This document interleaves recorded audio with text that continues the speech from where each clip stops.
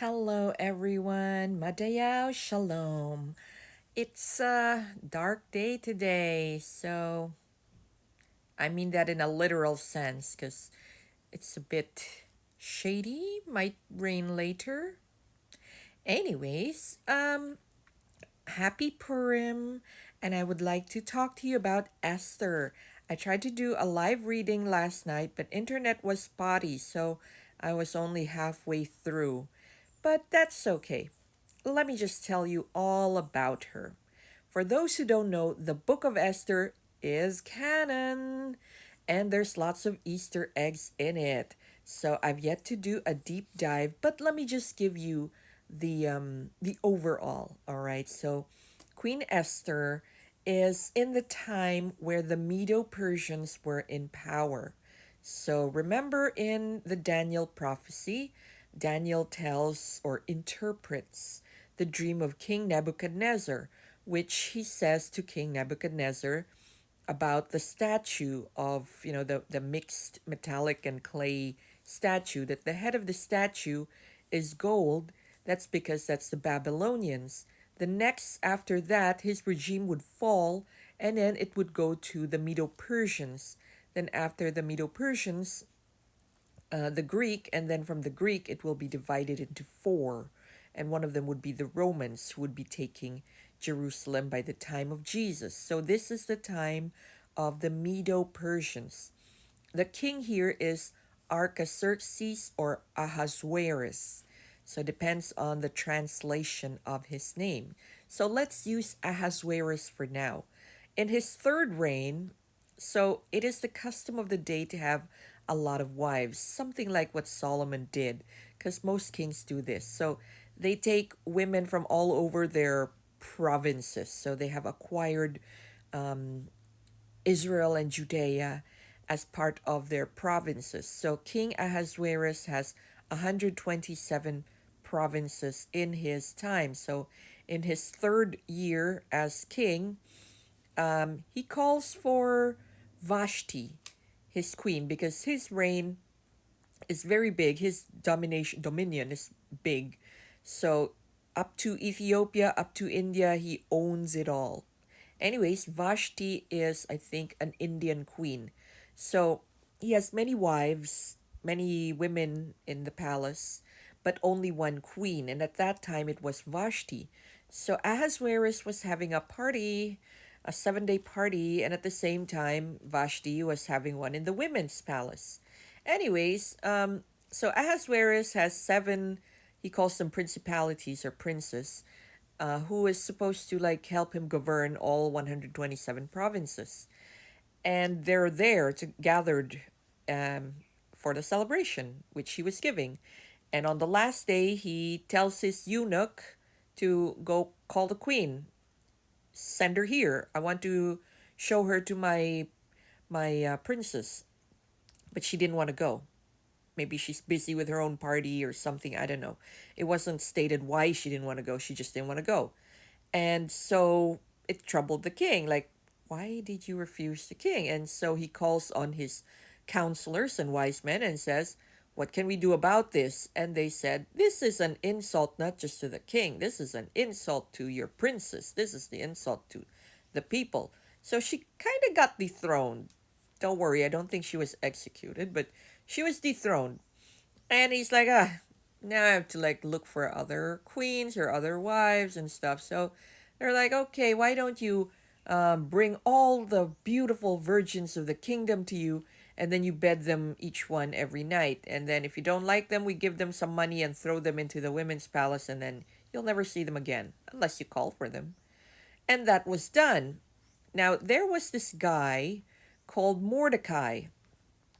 Mordecai is a Jew, and he was one of the people taken from Judea because he's a Benjaminite. Now, he has a cousin.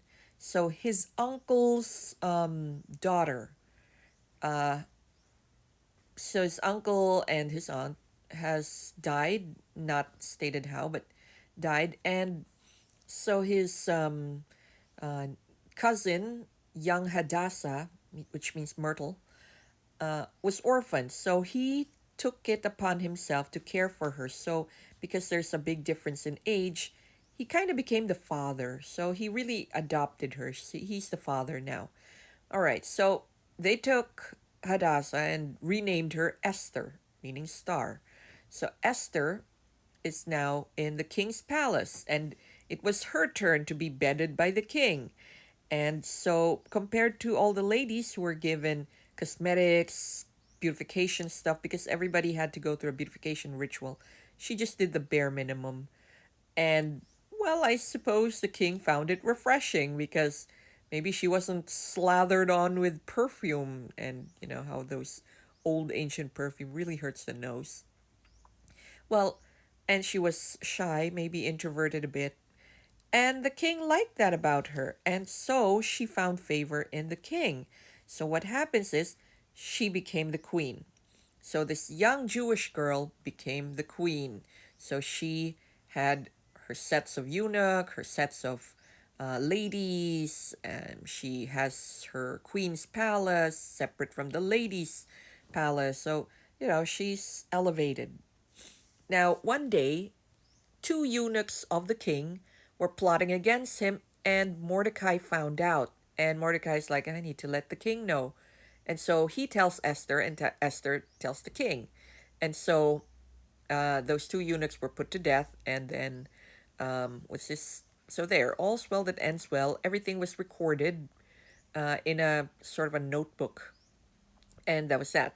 Anyways, there was this guy who was elevated as well. His name was Haman. Haman, for some reason, did not like the Jew. Oh, I know why. Because Mordecai didn't want to bow down to him. Okay, so he was promoted by the king, and this guy, Mordecai, did not want to bow to him because that was not the Jewish custom. You only bow to the Lord.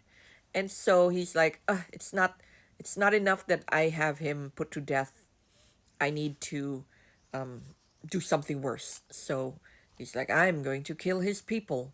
So he plots against it. In fact, he puts up the money to, kill the people. 30,000 silvers or something like that. Significant number, don't you think? And silver, too. Very, why not gold? Anyway, so when Mordecai found out, he put sackcloth, he cried, he was there in the gates, but of course the king wouldn't let him in because who is he? So Esther saw it and asked what's happening, and Mordecai tells him, and Mordecai's like, you're there in the palace for a reason. If you don't do anything, somehow God will redeem his people, but it's not going to be through you. You and your father's house will die. Nobody will remember you. Nobody will remember me. And so Esther did something radical. She threw a party for the king. And the king, who's kind of in love with her, is like, oh, my queen, what do you want? Even half my kingdom, I'd give it to you. Just say the word. And she's like, no, just attend the party. And then during the party, she's like, oh, my lord, somebody wants to kill me and my people. And the king's like, who? Haman. And so the king was like angry because like, what the heck? So he went around the garden to clear his head. And when he came in, Haman was like prostrating himself on the queen's couch. So the king thought something bad is happening. It's like, oh, you're going to assault my queen in front of me?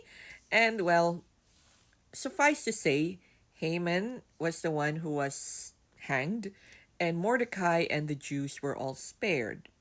And everything that Haman owned, the king gave to Esther, and Esther gave it to her cousin Mordecai. And so that is what we celebrate during Purim. So then the king finds out, oh, so you're a Jew. I will not put any Jew to death.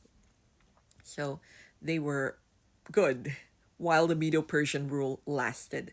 After that, not very much, especially during the Roman time. So, things, history, like that. And we have to learn our lessons from that.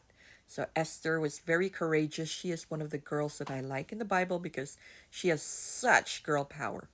So I'm going to make some more videos, especially about, how I love Bible girl power and other inspirational people in the Bible.